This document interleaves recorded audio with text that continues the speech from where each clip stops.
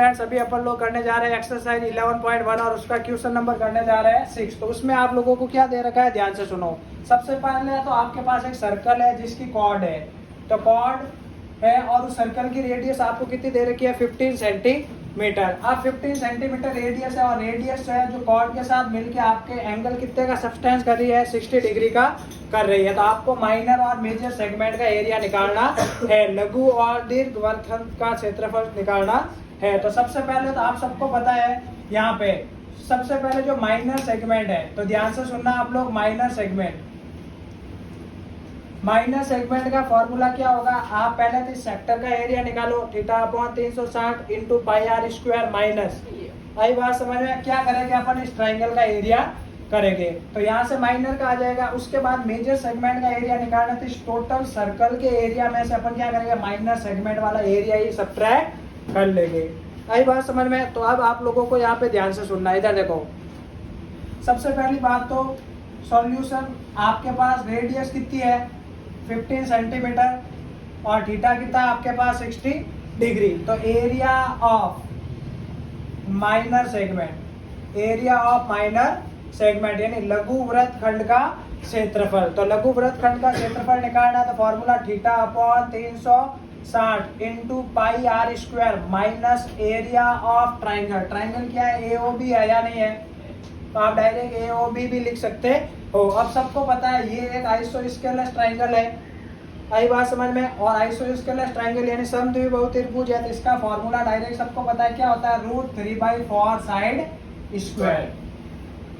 ये चीज आप लोगों को पता चल गई। तो यहाँ पे देखो थीटा कितना दे रखा है, 60/360, पाई की वैल्यू 3.14 दे रखी है और रेडियस कितनी दे रखी है आपको, 15। तो यहाँ पे 15 into 15 minus area of triangle क्या हो जाएगा, √3/4। साइड कितनी है, 15 है या नहीं है, क्योंकि यहाँ पे आपको जो साइड लेनी है वो इक्वल वाली साइड लेनी है। ये चीज आप लोगों को पता चल गई ना। तो यहाँ पे देखो ध्यान से, 6 1 जा 6 6 6 जा 36, तो 1/6 इंटू 3.14। अब यहाँ पे देखो इस कैलकुलेशन को थोड़ा सरल करते हैं। 15 इंटू 15, 15 इंटू 15 यानी 15 का स्क्वायर कॉमन आ रहा है या नहीं आ रहा है। तो यहाँ से मैंने क्या कर दिया, 15 का स्क्वायर यानी 15 का स्क्वायर क्या ले लिया है, कॉमन ले लिया है। तो यहाँ से ये कॉमन चला गया, ये भी कॉमन चला गया। आपको 1.73 वैल्यू दे रखी है या नहीं दे रखी है, √3 की दे रखी है। अब इसको कैलकुलेट करेंगे, तो ध्यान से सुनना। सबसे पहले तो 15 का स्क्वायर 225। अब यहाँ पे सारे बच्चे देखो, ध्यान से देखना, इधर देखो, ये 2 की टेबल से कट रहा है 157। 314 का 157 होता है या नहीं होता है, और ये 2 की टेबल में कितना टाइम आएगा, 3 टाइम। तो 157/3 यानी 1.57/3 माइनस 1.73/4। अब जिस बच्चे को एलसीएम लेना आता है वो तो कैलकुलेट करके आंसर निकाल देगा। तो देखो एलसीएम लेना सिखाता है आपको, 225, 3 4 जा 12। अब ये 4 देखो, ध्यान से सुनना आप लोग, एलसीएम लेना नहीं आता है तो यहाँ पे देखो, एक बार आप बता रहा हूँ, इधर देखो, यहाँ पे आगे कर रहे हैं, इधर कर लेते हैं एलसीएम लेना। देखो 3 4 जा 12, तो देखो 225 ब्रैकेट 3 4 जा कितना हो गया, 12। 4 को किससे मल्टीप्लाई करेंगे, 1.57 से। तो देखो 4 7 जा 28, अस्से लाके 2 4 ऊपर जा 20 और 2 22। आई बात समझ में? क्या बात, कोई प्रॉब्लम है? ठीक है। तो इधर देखो, यहाँ पे वापस देख 225। अब बेटा एलसीएम लेना आना चाहिए, 4 3 12। तो यहाँ पे 12 आपके पास एलसीएम आ गया। अब 4 को मल्टीप्लाई करूंगा 1.57 से, समझ में आ गया ना। तो देखो 4 7 जा 28, कैरी कितना गया 2, 4 5 जा 20, 20 और 2 22, तो कैरी आ गया 2, 4 1 जा 4 और 2 6 हुए या नहीं हुए। मल्टीप्लाई सबको आना चाहिए, 10th क्लास के बच्चे हो। माइनस 3 से मल्टीप्लाई, 3 3 जा 9, 3 7 जा 21, कैरी कितना आया 2 आया, 3 1 जा 2, 3 1 जा 3 और 2 5 हुआ या नहीं हुआ। अब यहाँ पे देखो 2 2 5, अब इसको सब्ट्रैक्ट करो। देखो 6 में से 5 गया, 1 बचा, 19 में से 28 गया, 0.9 बचा या नहीं बचा। यहाँ तक आप सबको क्लियर है। अब यहाँ पे क्या करो, पहले तो आप मल्टीप्लाई करा के डिवाइड दे दो या डिवाइड देके मल्टीप्लाई कर दो। देखो ये 3 की टेबल में कट रहा है, ये 4 बार 3 7 21 और 75 बार यानी गया या नहीं गया, 5 बार 15। तो यहाँ पे देखो और कैलकुलेशन अपने सरल हो गई। 75 को मल्टीप्लाई कर दो 1.09 और अपॉन में 4 का डिवाइड दे दो। जो बंदा ये गुणा भाग करेगा उसके फाइनल आंसर आ जाएगा। तो पहले मल्टीप्लाई करोगे या डिवाइड दोगे?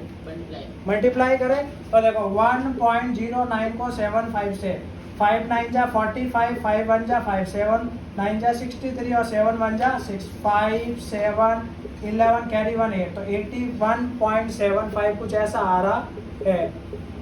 आई बात समझ में? अपॉन 4, तो 4 का डिवाइड दे दो। तो यहाँ पे 20 मान तो कितना गया? 80 गया, 1 बचा तो पॉइंट आ गया। 17 कितनी बार जा रहा है? 4 बार यानी 16 बार, और 1 बचा 15, लगभग 3 बार यानी 20.43 सेंटीमीटर स्क्वायर आया या नहीं आया? आ गया। जोड़ बाकी गुणा भाग जिस बच्चे को नहीं आता है वो मजे करो। यहाँ पे सीधा रूल है, कैलकुलेशन आनी चाहिए। आई बात समझ में? जिस बच्चे को कैलकुलेशन में प्रॉब्लम है, पहले ही बता रहा हूँ, बार बार प्रैक्टिस करना। कोई डाउट हो तो आप आराम से पूछना, वैसे भी अपन एक्स्ट्रा क्लास लगाते हैं। अब इधर देखो, यहाँ पे अपन को क्या है, माइनर सेगमेंट यानी लघु वृत्तखंड का क्षेत्रफल तो मिल चुका है, दांत कम निकालो रे। अब निकालते हैं मेजर सेगमेंट का एरिया। तो देखो एरिया ऑफ मेजर सेगमेंट यानी दीर्घ वृत्तखंड का क्षेत्रफल। ये कौन से वृत्तखंड का क्षेत्रफल है? दीर्घ वृत्तखंड का क्षेत्रफल। उसका सूत्र क्या होता है? पाई आर स्क्वायर माइनस, ठीक है ना, माइनर सेगमेंट का एरिया। माइनर सेगमेंट का एरिया यानी आपको बड़े वाले वृत्तखंड का अगर क्षेत्रफल निकालना है तो वर्ग के क्षेत्रफल में से छोटा वाला घटाएगा या नहीं घटाएगा? घटाएगा। तो इधर देखो पाई आर स्क्वायर, पाई की वैल्यू 3.14, आर कितना है? 15 इंटू 15 माइनर, और माइनर सेगमेंट का एरिया आपके पास कितना है? 20.43। इसको सॉल्व कर लो, आपके पीछे वाला आंसर आ जाएगा। कर लोगे भाई सारे? तो ये आपको आंसर निकाल के कमेंट सेक्शन में इसका जवाब देना है। Thank you. इसके काफ़ी सॉल्यूशन लंबे लंबे